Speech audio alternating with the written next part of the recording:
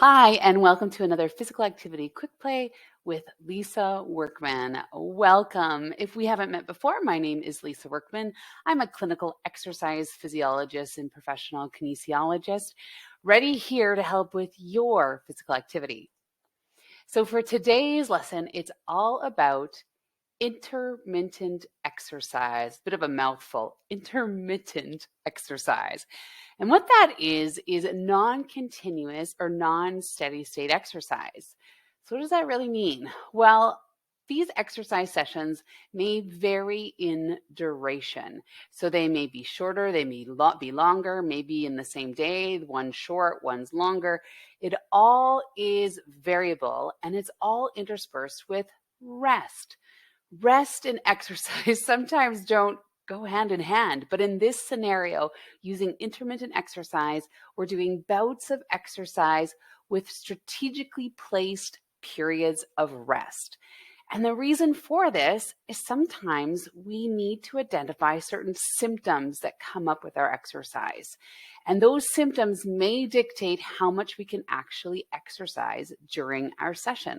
So that rest section of in between these two exercise bouts is so very key. So you might be thinking to yourself, what symptoms might warrant intermittent exercise? And I'll be honest with you, one of these is really not a symptom. It might be just the symptom of our culture.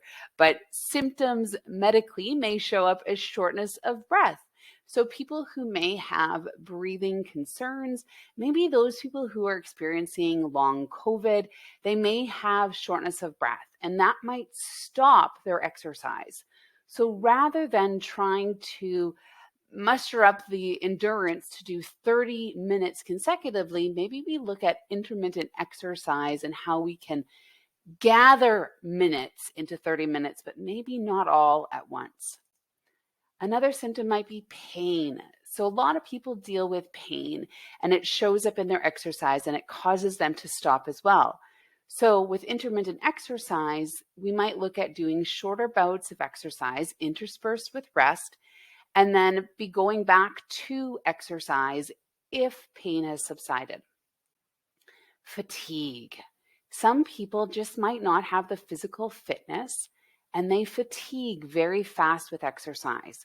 So rather than trying to push past our limits, we can look at intermittent exercise as a way to help with our fatigue levels. And this might show up in many different health conditions. It could also just show up in your day-to-day life. So if you're feeling tired one day and legitimately you can't muster up a long endurance set of exercise, then maybe intermittent exercise is the right answer for you. And then the final one, which really isn't maybe a symptom, but time. Time can be something that we might be short of. And rather than having that as a barrier, maybe using intermittent exercise at that time to work around your time would be really important. All right, so for example here, shortness of breath. Again, this might show up with someone who has a breathing condition and they are struggling with getting through long bouts of exercise. So in this example, maybe they're doing some outdoor walking in a park.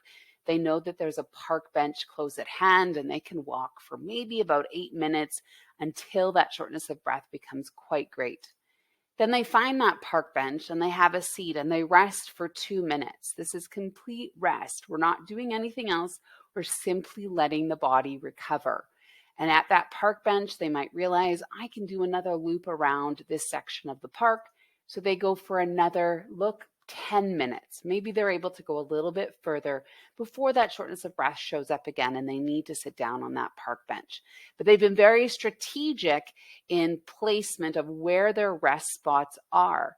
For some of the individuals that I work with, they might also have walkers and they always have a built-in seat. So they can use their walker for support as a chair or as a bench to sit down on when they need it and when those symptoms arise.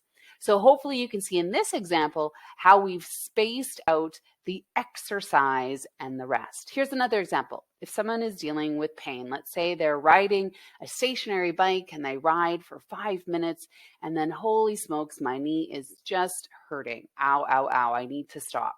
So they stop, they get off their stationary bike, maybe they sit down on their couch and they rest for about 2 to 3 minutes. that pain goes away, and then potentially they're able to get back onto that stationary bike. There's a possibility that they're not able to go as long this second time through, and so maybe they only go for 3 minutes before the pain shows up again. And then they have to sit and rest maybe for a little bit longer before that pain subsides, maybe 4 minutes. And although I'm showing 2 bouts of intermittent exercise in this example, potentially they actually go and do multiple little bouts, 2 to 3 minutes of cycling to 2 to 3, 4 minutes of rest. And maybe they do that 5 times and accumulate close to 15 to 20 minutes of cycling. Now, of course, it would take longer for them to accumulate that time because of those set rest periods, but still, nonetheless, the value is still there with that amount of exercise. Fatigue. Let's look at fatigue next. So treadmill walking. Maybe someone can walk for 4 minutes before they feel quite exhausted. So individuals who are experiencing long COVID could very well still be dealing with the symptom of fatigue. And so these short bouts on their treadmill might be balanced off with another minute and a half of full-on rest. So we're not doing anything else. We're just sitting in a chair, sitting on our couch, and getting time to rest until we feel that energy has come back. And maybe we can do another equal bout of 4 minutes walking on the treadmill. And then that fatigue might show up again. And there we are, we're resting again, complete and utter rest before we embark on any more treadmill walking. Now, again, this can be an accumulation of time and multiple bouts of exercise to rest. This individual might be, a younger individual that has no other health conditions. So maybe they're able to accumulate 6 or 7 4-minute segments of treadmill walking with that rest to accumulate a large amount of time of treadmill walking. So potentially closer to 30 minutes, getting closer to our physical activity guidelines. So then time is not necessarily linked to anything medically. It would be simply because your time does not allow you to do a full, continuous, or steady state bout of exercise.